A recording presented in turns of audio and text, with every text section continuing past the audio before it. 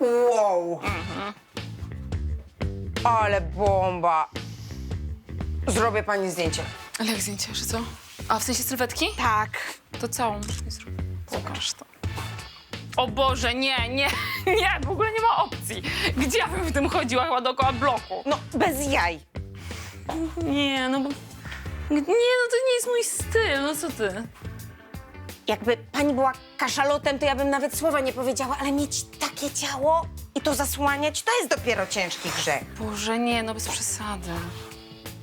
Ja się nie dziwię, że pani sama jest, jak pani ciągle w tym drelichu lata. Faceci nawet nie wiedzą, co tracą. Co? No i bardzo dobrze, bo nie mam na nich czasu w ogóle. Znam takie, co wiecznie nie miały czasu, a jak wreszcie znajdywały, to nawet im botoks nie pomaga. No. Co? No to teraz ta, póki jeszcze nie jest za Która? Nie, nie, nie. późno. Miszkę tam. Spodnie wezmę. Ile?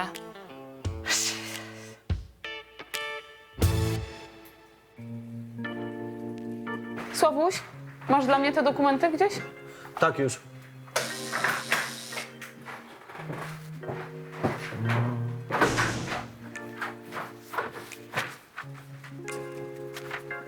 Tu ostatnio podpisz. A tutaj będzie miara. Pasuje.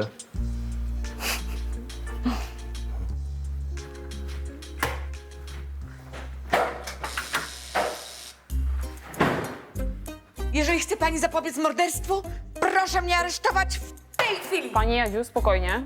Co się stało? Nie ręczę za siebie i przysięgam, uduszę własnymi rękami. Pani Jadziu, kogo? Przepraszam? Momencik. Tak? Obsypię cię pieniędzmi, mała. Będziesz się kąpać w szampanie. Kto mówi? Spodobałaś mi się. Nie spierdol tego. Dobrze, pani Jadziu, to może przejdźmy do mnie, dobrze? Wszystko mi pani opowie na spokojnie. Proszę.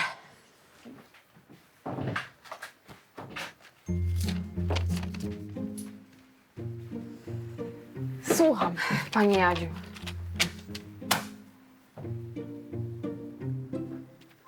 Akumulator na jaja i do rzeki. Pojutrze chuja odjebiemy za ten koks. Próba generalna w starej hali na Cyrkowej. No ale czyje to są słowa? A mojego wnusia kochanego. Zapisałam to sobie, bo bym w życiu nie zapamiętała. Wyobraża pani to sobie? Mikołajek gangsterem postanowił zostać. Pani Jadziu, ja Mikołaja przecież znam od urodzenia. To jest świetny, kulturalny chłopak. No naprawdę nie wierzę, żeby on wpakował się w coś złego. W komunizm też ludzie kiedyś nie wierzyli. Przecież on pianistą miał zostać. A widocznie sobie szybko przekalkulował, że gangsterka to bardziej opłacalna melodia. Mogę? No ale gdzie to pani usłyszała? Podsłuchałam, jak rozmawiał przez telefon z jakimś wykolejeńcem pewnie. Bardzo panią proszę, jako dobrą znajomą rodziny i świetną policjantkę, niech mi pani wnuka z mafii wyciągnie i społeczeństwu przywróci. Mogę na panią liczyć, pani Karolinko kochana. Strach o bliskich to często najgorszy doradca. Ulegamy emocjom, wpadamy w niepotrzebną panikę, wyobrażając sobie najgorsze scenariusze. A że pani Jadwiga jest moją sąsiadką, zna mnie od takiego dzieciaczka, obiecałam przyjrzeć się jej wnukowi i jego domniemanej działalności w gorczakowskiej mafii. Pani Jadziu, to spokój, tak? Tylko spokój nas może teraz uratować. Spokój w grobie znajdziesz. Tak moja mamusia mawiała. A jak ktoś jej coś zrobił? Przecież jest mnóstwo napadów ostatnio w okolicy, no. Pewnie gdzieś po prostu zabalowała. Mama zawsze po pracy wraca do domu, okej? W ogóle się nie odezwała, nie odbiera telefonu. Nie wiem, zróbcie coś, patrol wyślijcie. Co mam zrobić? Ludzi nie mam. No to kurwa, co sami mamy jej szukać? Najgorsze to, że schabowe miała tłuc i nie utłukła. Pewnie jest już w domu i leczy kaca. No dobra, młody, to chodź. Przecież mama nawet dzwoni, gdy ma się 10 minut Ale spóźnić. chodź, bo się z Henkiem umówiłem. Czekaj, chciałem zgłosić zaginięcie mamy i pan ma obowiązek przecież je przyjąć. To najpierw obdzwońcie rodzinę i znajomych, a wtedy się zastanowię.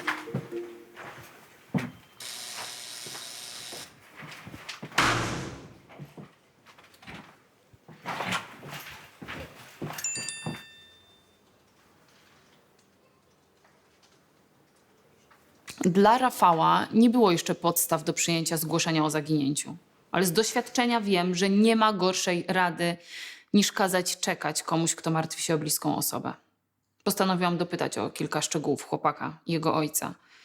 Ustaliłam też ich adres. Okazało się, że w okolicy mam jedną sprawę do załatwienia, więc miałam po drodze.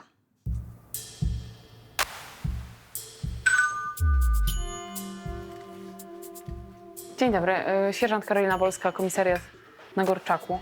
A, czyli ten bucowaty Gliny jednak uznał, że należałoby poszukać mamy, tak? Ja tak uznałam, więc chciałabym zadać sobie kilka pytań. Okej. Dzięki. To po prostu opowiedz mi wszystko od początku, dobra? Mama pracuje w sklepie spożywczym. Kończy swoją zmianę o 20 i powinna wrócić i nie wróciła. Wczoraj, tak? Tak, wczoraj o 20. I do tej pory... A ty dzwoniłeś do kogoś? Kontaktowałeś tak, się? zadzwoniłem do koleżanek, do szefowej z pracy, do całej rodziny ze Szczecina i proszę pani, bo 2 dni przed zniknięciem mamy miałem sen, że jest trumna i ja podchodzę do tej trumny i w niej leży mama. Remek, spokojnie. Mogę ci mówić po imieniu? Spokojnie. Naprawdę, to był tylko zły sen. Nie musisz się przejmować. Gdzie jest ojciec? To nie jest mój ojciec, to jest konkubent mamy i całe życie ma wszystko w dupie. Naprawdę, ja nie mam pojęcia, jak ona z nim tyle wytrzymuje, nie wiem.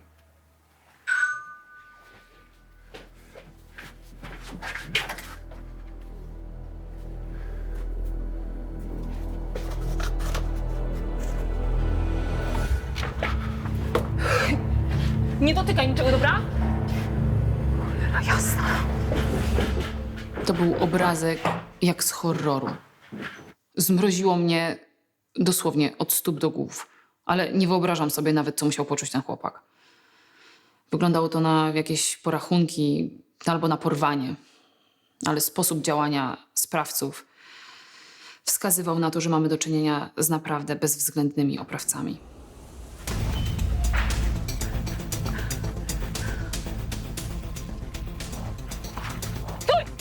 Złaź ze skutera! Kto cię tu przysłał? Nikt mnie nie przysłał, ja tylko Kto dowiozłem cię tu pizzę. przysłał? Ja tylko dowiozłem pizzę po numerze Kto ci 26. kazał podrzucić paczkę krasnopolskiej? Jaką paczkę? Ja tylko dowiozłem pizzę. Dobra. Ja nie wiem, czy Idziesz krasnopolską. ze mną. Muszę ci zadać kilka pytań, okej? Proszę bardzo. Dziękujemy państwu. Już państwo się mogą rozejść. Tutaj.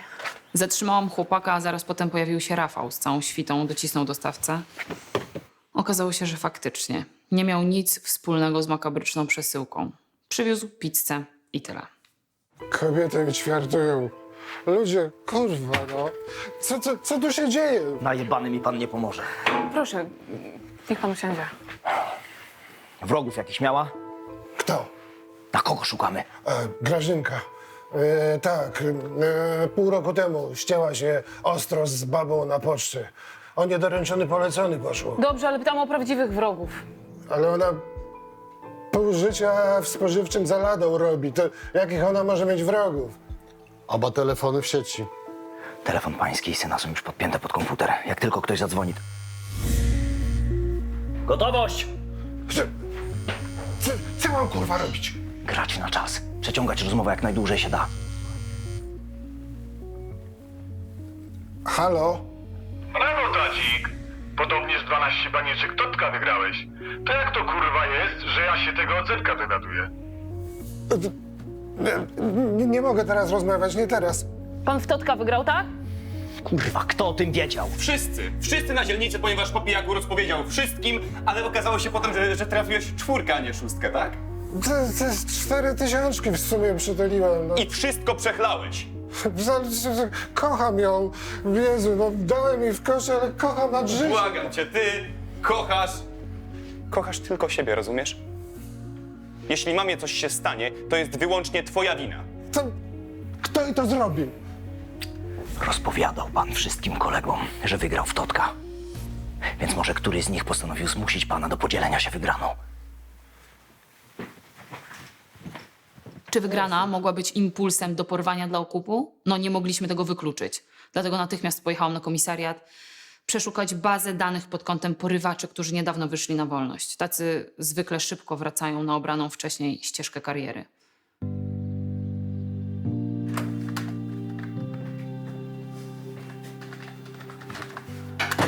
Danka, No, chuda to może być modelka na wybiegu, a żona musi mieć tyłek i cycki jak trza. żona? Smacznego. Czyja żona? Męża? A czyja może być żona? Ja nie mam męża. No, ale chyba planujesz. Albo marzysz chociaż. Nie planuję i na pewno nie marzę.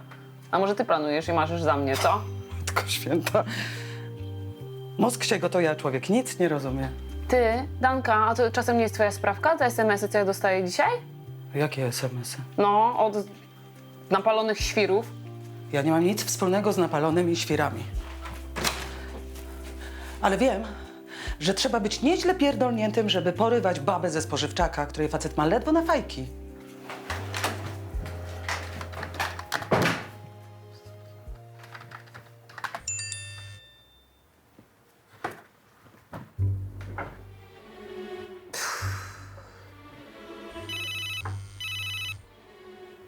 Halo? Cześć, Lalka. Kto mówi i skąd masz mój numer? Z internetów. Co ty, Laska, nie wiesz, że masz konto na portalu do samotnych? Mam... na I tam jest mój numer? Nie ma, wyważyłem sobie.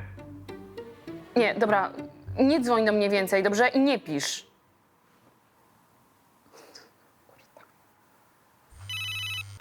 No, mów. Baba do ciebie Polska twierdzi, że ma kluczowe informacje w sprawie porwania. Dobra, dzięki.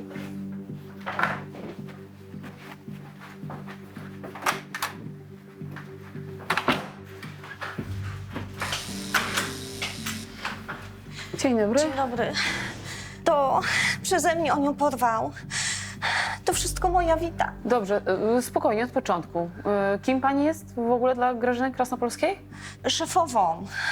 O wszystkim, co się stało, powiedział mi jej syn, Remek. No, zatrudniłam wariata i wariat ją porwał. No ale jakiego wariata, o kim pani mówi? No, przyszedł do mnie do spożywczego. O pracę błagał. Szybko pożałowałam. Raz to mi prawie klientkę pobił, bo mu się wydawało, że wynosi jakieś kajzerki ze sklepu, a kiedy indziej to prawie śmietnik podpalił, jakieś duchy przeganiał. Z Grażynką to stale się kłócił. No to go pogoniłam, no. Powiedział, że... Boże... Powiedział, że ją skróci o głowę. Chciałam o tym powiedzieć komuś. Przysięgam, ale Grażynka powiedziała, żeby machnąć ręką. Dobrze, jak się nazywał? Ludwik... jakiś... A nie Bolski? Jezus Maria. No, jasne, że Bolski. Skąd pani wie? To był ten sam typ, którego namierzyłam w bazie kilka minut wcześniej. Uznałam, że to nie może być przypadek. Facet siedział za uprowadzenie i przetrzymywanie. Telefon porwany, wyłączony. Po stacjach przekaźnikowych nie dojdziemy, a porywacze milczą. Powiedz mi, że coś mamy. Możliwe, że tak. Ludwik Bolski miał sprawę o porwanie i przetrzymywanie. Niestety nie przeszedł testów psychiatrycznych, wylądował w zakładzie zamkniętym. No ale wyszedł 2 miesiące temu. I mało. Jak strzelanie na oślep. Zaczekaj. Pracowali razem w sklepie spożywczym. Z porwaną. Podobno mieli jakąś kosę, a jak tam tego wywalili, groził jej, że ją zabije. Dobra. Ja będę tutaj czekał, aż się odezwą, a ty znajdź go i przeciśnij. Jasne. Namierzenie podejrzanego akurat nie było trudne. Godzinę później już mu siedziałam na ogonie. Facet pracował jako kurier miejski. Było bardzo prawdopodobne, że to on dostarczył rodzinie porwanej makabryczną przesyłkę.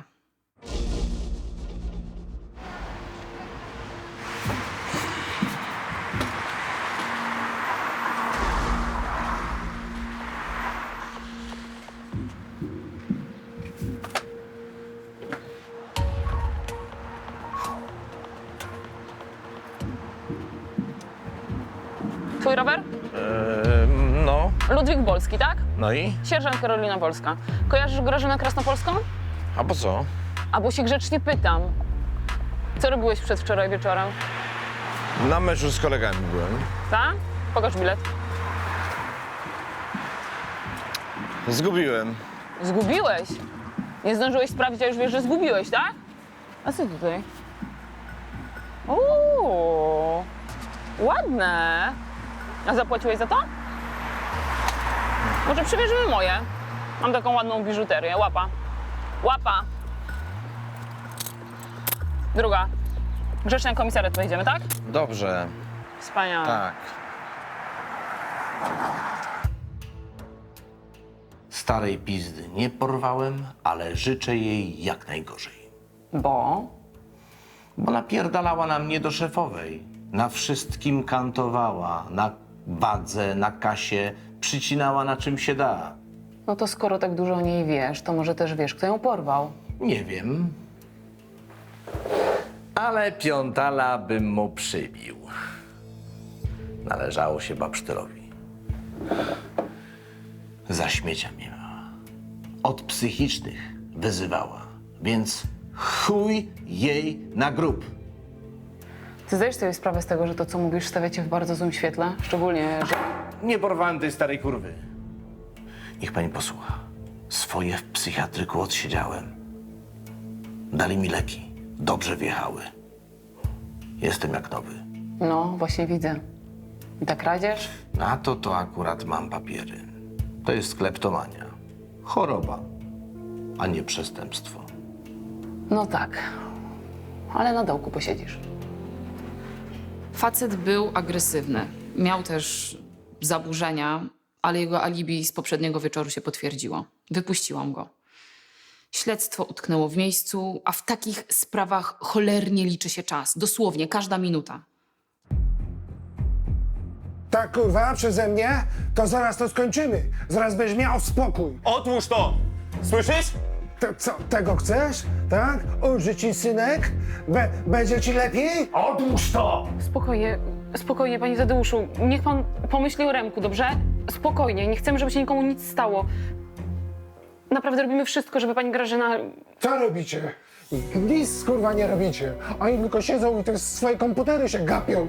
Spokojnie, panie Tadeuszu, naprawdę. Jesteśmy tu po to, żeby pomóc. Bardzo proszę, niech pan odłoży ten nóż, dobrze?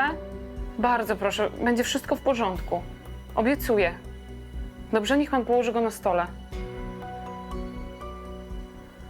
Spokojnie. Przecież to nie ma sensu. Dlaczego oni do nas jeszcze nie zadzwonili? Nie mamy żadnej kasy. O co tutaj chodzi? Naprawdę robimy wszystko, żeby to ustalić teraz. Jasne? Panie Tadeuszu, spokojnie, dobrze? Niech pan odpocznie. Rafał, zapraszam cię. Chodź. Pilnuj, żeby nie zrobił nic głupiego. Schowajcie to. Rafał, ten Bolski, ten co był w zakładzie, jest kompletnie ślepy trop. Cholera jasna. Dzień dobry, miałem wam powiedzieć, że macie stąd wypierdalać, albo ta baba zginie. Chodź. Kto ci to powiedział? A taki jeden. Jaki? Gdzie z nim rozmawiałeś? tam za rogiem, przy barze mlecznym. Zagadał mnie, dał 5 dych i powiedział, co mam mówić. Jak wyglądał? Normalnie, nie za wysoki, nie za gruby. Czapkę miał. Noż zajebisty rysopis. Polska, radio. Nikogo nie ma tutaj. 04 do podległych. Facet w czapce zagadał z gnojkiem pod barem mlecznym 10-15 minut temu. Róg Kowalskiej. Widzieliście coś takiego? Nic takiego niestety. Szlak by to trafił. Dobra, a pamiętasz coś jeszcze? Może coś charakterystycznego, kolor czapki? Mieszkanie było pod obserwacją. Musieliśmy szybko znaleźć inne lokum dla rodziny porwanej. Założyliśmy, że bandyci uwierzyli w bajkę o milionach wygranych na loterii i brnęli w to dalej.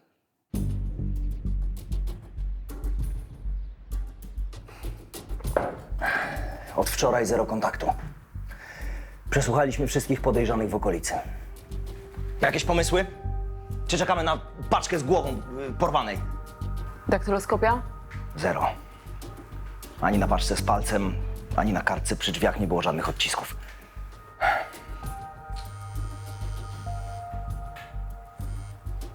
Co jest? Odezwali się. Przysłali SMS-a na telefon młodego. Próbuję ich namierzyć. Co napisali? Że zostawili jakąś przesyłkę w śmietniku przy Morwowej. Dobra, namierzajcie ich dalej.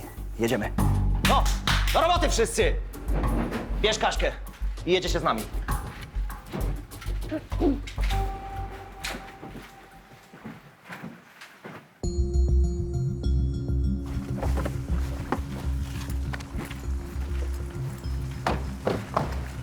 Hej.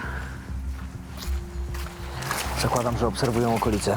Czeszcie cały teren i każdego podejrzanego od razu na dołek.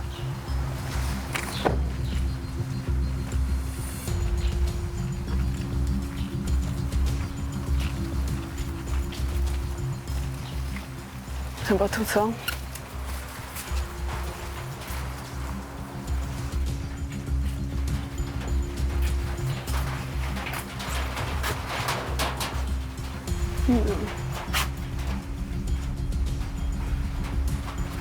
Rafał.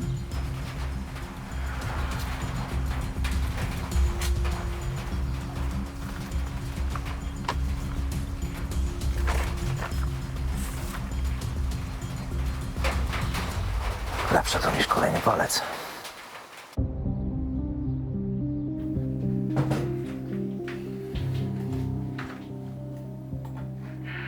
Remek, synku, kocham cię nad życie. Ty wiesz o tym, prawda? Pamiętaj, ty zawsze byłeś dla mnie najważniejszy. Pamiętaj, cokolwiek by się stało, cokolwiek się stanie, to pamiętaj o tym. Oni powiedzieli, że ta pierwsza przesyłka to był dopiero wstęp. A teraz macie statkiem czas do północy. Listę przekazania okupu podadzą SMS-em. I wy musicie zdobyć 1 000 000 złotych. Ja nie wiem, jak wy to zrobicie. Ja próbowałam im mówić, ale oni nie rozumieją.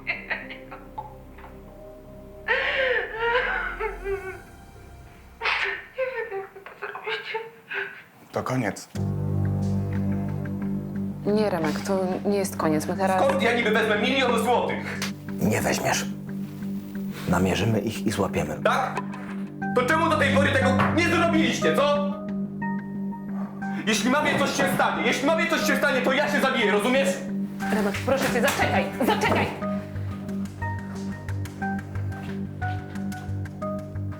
Wolska. Co? On potrzebuje naszego działania, a nie gadania.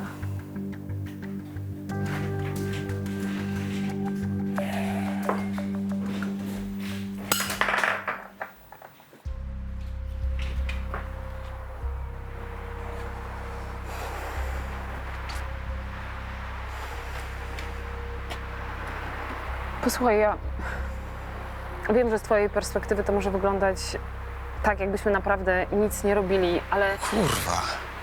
Co się stało? Przypomniało mi się, że Tadek jakoś z pół roku temu wrócił do domu z zakrwawionymi rękami, z podbitym okiem. Spytałem się oczywiście, co się stało, ale zbył mnie, więc dowiedziałem się na dzielni, że wdał się w bójkę z takim Mietkiem I tak pokiereszował typa, że do teraz o kulach chodzi. I on ma syna, który jest niezłym agresorem i on odgrażał się tatkowi, że on go zajebie, że już nie żyje i może uznał, że najlepszym sposobem odegrania się na tatku to jest właśnie porwanie mamy. Przecież... Ale skurwiel. Spokojnie, ale jeśli to porwanie miałoby być naprawdę jakąś zemstą, to na pewno nie żądaliby pieniędzy, prawda? Ale przecież ten cały okup to jest zasłona dymna, okej? Darek Szumski, okej? Poszukajcie chłopaka. Darek Szumski. Dobrze, spokojnie, sprawdzę to, obiecuję. Kradziona furgonetka wrzucona na Szkockiej. W środku krew. Dużo. Synek, radiowóz się z krzesłem popierdolił.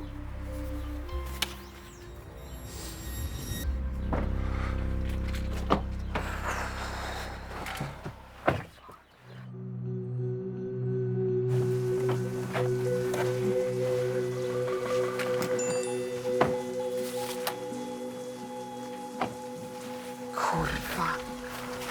Robota czy jakiś napalony świr? Przestań. Ty coś w ogóle wiesz? Słuchaj, zasada jest jedna. Poczekaj z tą randką do końca roboty, co? I co tam? Zabezpieczyłem ślady. Dam to do laboratorium. Czekamy. Czekamy, no. To nie wiem, kto ma czas. Może ty. Ja nie mam czasu. Ta kobieta tym bardziej nie ma czasu, co?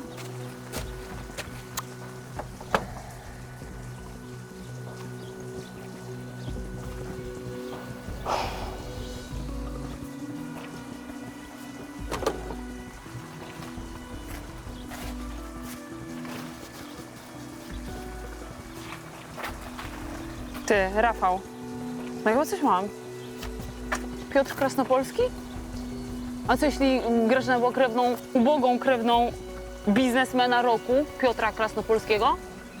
A sprawcy pomylili się i zamiast bogatej żony porwali konkubinę gołodupca Tadzia o tym samym nazwisku?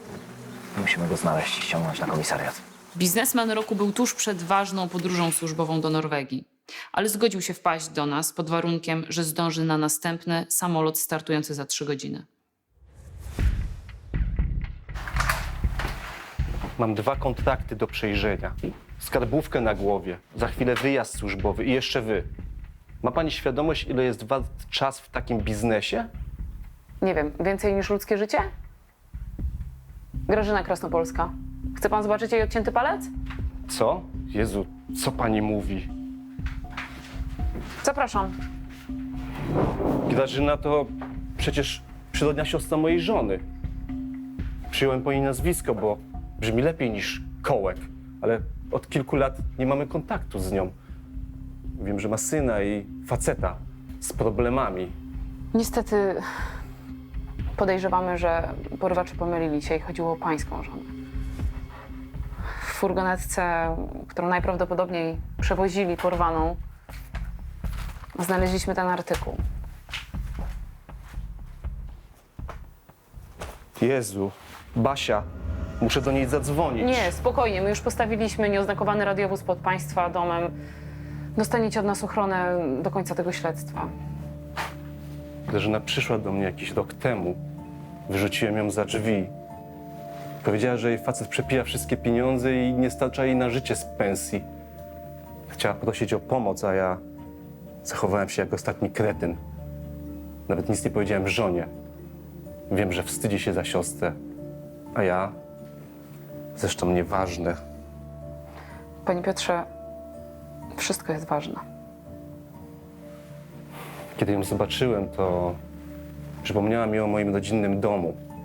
Awantury, picie, to wszystko, od czego chciałem się wyrwać.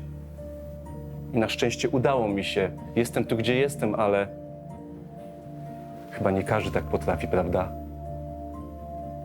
Co nie znaczy, że trzeba traktować zaraz człowieka jak ostatniego śmiecia. Obawiam się, że nie pomogę pani. Przepraszam. Jeśli to wszystko, to muszę już jechać. Każdy kolejny trop wydawał się przełomem, a potem ktoś znowu gasił nam światło. Widziałam, że ten facet boi się o siebie, o swoich bliskich. Ta kobieta była dla niego tak odległa, jak dla mnie Grenlandia. I nie mogłam go za to winić.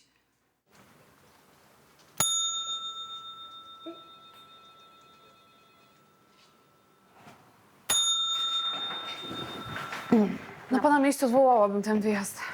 Nie mogę. Po prostu zabiorę żonę ze sobą. Do widzenia. Do widzenia. Wow, niezły. Piszą do ciebie już takie ciacha? Co ty gadasz? No, chociaż jeden taki napisał. Magda, te SMS-y, które dostaję od wczoraj, to jest twoja sprawka, naprawdę? Na weselu mi podziękujesz. Kobieto, naprawdę mam bardzo poważne śledztwo na głowie. Ludzkie życie wisi na włosku, a muszę się użerać ze zboczeńcami. To jest naprawdę... Jest pani śliczną, mega fajną laską. Ja nie mogę pozwolić na to, żeby pani sobie życie zmarnowała. Możesz mi natychmiast usunąć to konto, rozumiesz? Ja nie mam na to czasu. O, a co właśnie jeśli ten jedyny napisał?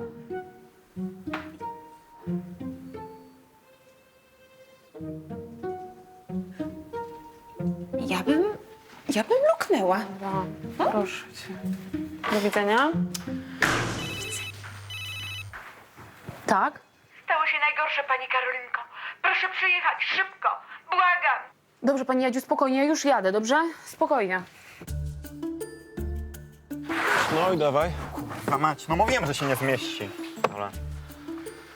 Co z tym, jak to teraz? Może z tej strony. No. Zajebaliście chuja za koks? Babcia? Łatwiej zabić niż pochować. Stara prawda. Co ty tu robisz? A pani Karolina? Babcia się martwiła, dlatego... Pani Karolinka zabierze cię teraz do aresztu. Tam zostanie ci postawiony zarzut zabójstwa, a z więzienia wyjdziesz siwiuteńki i jak gołąbek. Myśmy cię z matką chcieli na ludzi wychować, ale jak kryminał lepszy, to już twój wybór. Babciu. No. Proszę zobaczyć. Jak to? No. Co to? Babciu, ja ci od 2 miesięcy mówię. Do okulisty. Jakim ja gangsterem?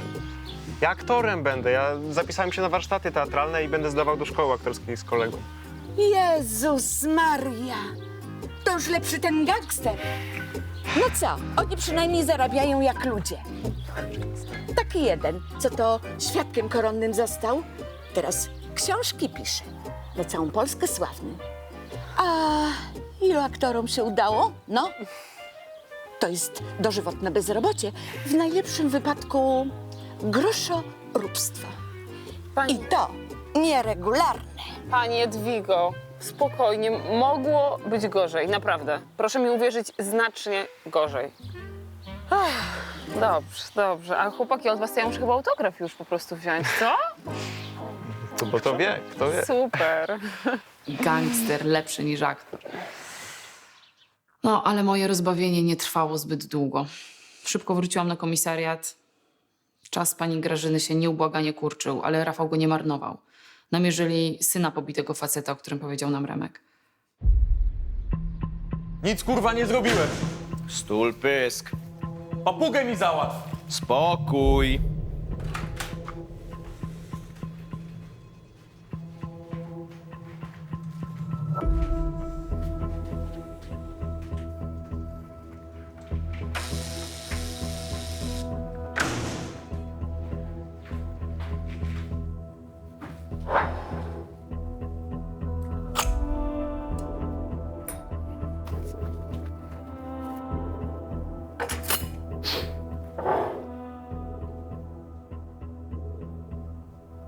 Groziłeś Tadeuszowi, bo pobił twojego starego. A potem postanowiłeś porwać jego żonę. Nie będziesz gadał, okej? Mam to rozumieć jako przyznanie się do winy? Do czego, kurwa? Za porwanie i uszkodzenie ciała dostaniesz jakieś 10 lat. No a przy recydywie na zawiasy bym nie liczył. No co ty w ogóle pierdolisz? Jasno, że chciałem wyjebać tatkowi, ale ojciec prosił mnie, żebym tego nie robił. No, a ty, tatusia, grzecznie słuchasz, więc zamiast wyjebać tatkowi... Po tej napięcie z tatkiem ojciec rano wytrzeźwiał, powiedział, że był tak najebany, że sam tatka prowokował. Są wyniki. Ślady z furgonetki wyszły w afisie. Namierzyłam już właściciela.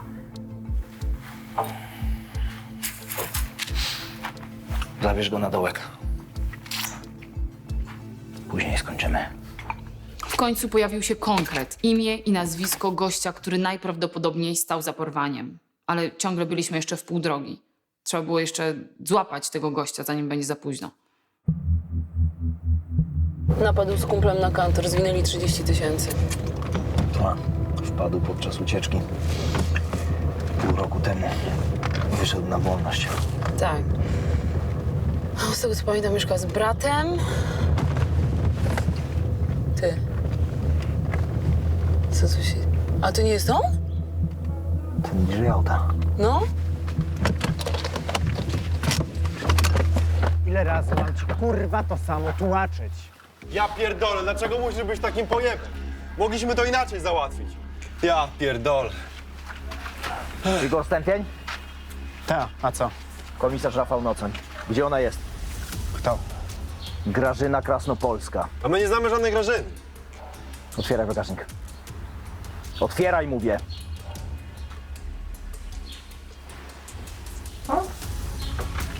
Na glebę! Gleba! Gleba! Co jest? Cholera. Przez cały czas do ostatniej chwili miałam nadzieję, że zdążymy. Nie udało się. Nie mogłam w to uwierzyć.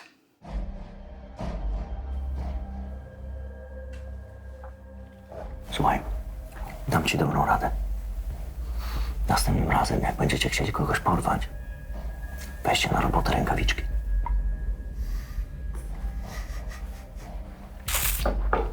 Znaleźliśmy furgonetkę, której użyliście do porwania, kretynie. Wasze odciski są wszędzie.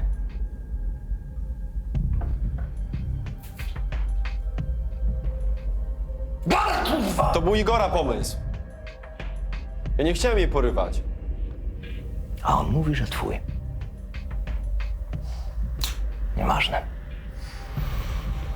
I tak siedzieć pójdziecie razem. Ale my nie chcieliśmy jej zabić. Z tym palcem to też był jego pomysł. Widział to na jakimś amerykańskim filmie. Myśleliśmy, że zadziała. Że jak wyślemy im palucha, to raz, dwa skołują hajs. Nie chcieliście. To może porywać też jej nie chcieliście, tak? Nie, no chcieliśmy. Ale z tym porwaniem to akurat pomyłka wyszła trochę. No bo to było tak, że mieliśmy porwać żonę tego bogatego, tak? Porwaliśmy, kurwa, jej siostrę. Kurwa. No to trzeba było lepsze rozpoznanie zrobić. No dobra. Porwaliście nie tę babeczkę, co trzeba. Co dalej? A jak wam powiem, to wyjdę szybciej. Dobra. Ja ją chciałem uwolnić. Namawiałem do tego Igora, ale on powiedział, że widziała nasze twarze. I jeżeli ją wypuścimy, to ona od razu nas wsypie. On sobie nie mógł na to pozwolić, bo już siedział, nie chciał wrócić do pudła. A za zabójstwo by nie wrócił do pudła, tak? Jak on na to wpadł? Wtedy wyciągnął pistolet. Próbowałem go powstrzymać. Ale on był silniejszy i strzelił. Sprawa została zamknięta. Sprawcy jeszcze tego samego wieczora trafili do aresztu śledczego. Pozostało jeszcze powiadomić bliskich. Nie chciałam, żeby zrobili to jacyś beznamiętni mundurowi.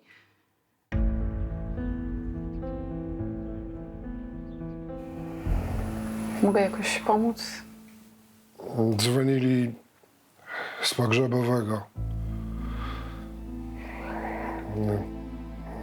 Chcą, żeby wybrać dla Grażynki sukienkę. Na ostatnią drogę. Ale bez niej...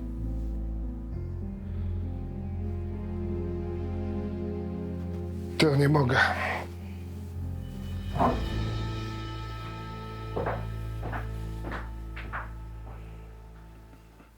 Próbujemy wybrać od godziny i Pomóc? ta jest jej ulubiona. Ta? Tak, Bardzo ładny kolor. jej ulubiony kolor.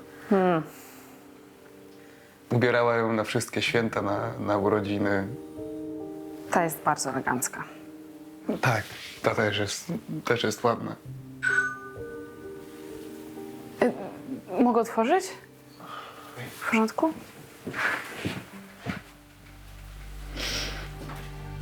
O, proszę. Troszkę po lewej stronie. Dzień dobry. Jestem mężem przyrodniej siostry twojej mamy. Prawie się nie znamy, ale... Mówiła mi, jak ją pan potraktował, to tak, pamiętam. To okropne, co się stało, ale ja właściwie przyszedłem przeprosić. Czego ty kurwa chcesz? To może ja powiem wprost. Chciałbym pomóc.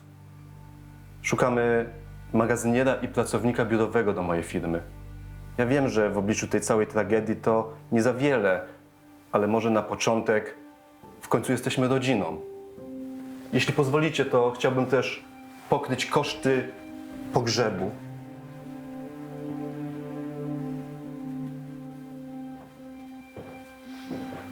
Do widzenia. Do widzenia.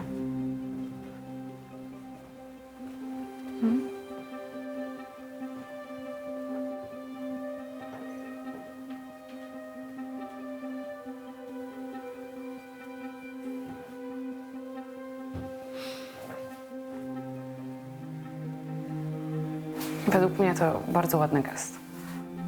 Miło z jego strony. Czasem musi się stać coś cholernie złego, żeby mogło się stać coś dobrego. Nie wiem, to nie była dla nich żadna pociecha w tym momencie, ale może obaj zasłużyli na coś nowego, lepszego w życiu.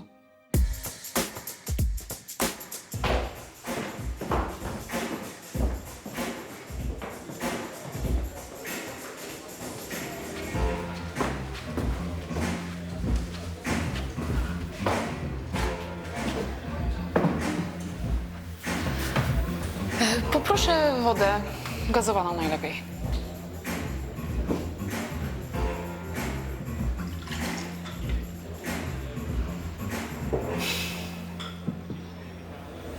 O, dziękuję bardzo.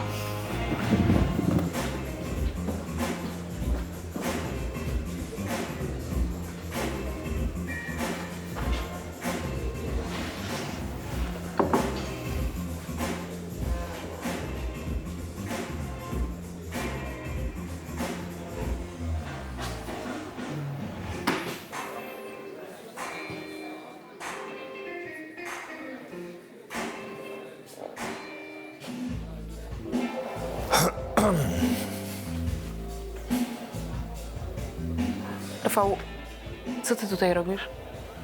Czekaj, jak to było? Bez napinki i głupich tekstów. Gdzieś w przyjemnym miejscu z dobrym winem. Naprawdę? Nie, nie wierzę po prostu. Ja sobie ze mnie robisz. Tak. A jednocześnie jestem też śmiertelnie poważny. Nie widać? No, nie wiem, nie ogoliłeś się jakoś, nie widać. Wolska, wyluzuj. Napijemy się po kumpelsku, pogadamy o życiu. I weź kurwa wyluzuj z tą wodą. Jasne piwko ciemne?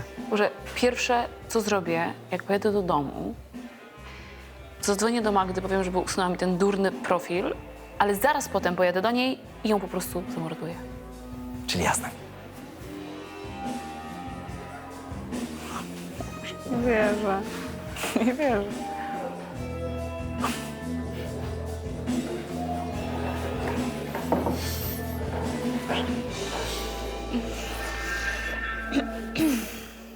Chciałeś swariakować? Teraz za co idziesz? Tnij, kurwa, tnij! Kapować na żabę nic nie będę. Widziałeś, jak jest pobity? Na Gorczaku nie gada się z glinami. Kwiatkowska spod ósemki rzuciła we mnie ziemniakiem, a pani Szczepańska z gniłym jajem. Dobra, wystarczy tego. Ale ja tutaj mam całą listę kolejnych 30 wykroczeń. Ja się zabić próbowałam. Oni mnie do psychiatryka zamknęli na obserwację na miesiąc. Ta jej matka to święta jest, normalnie święta kobieta. Już dawno powinna zapłacić za to, jakie życie mi zgotowała.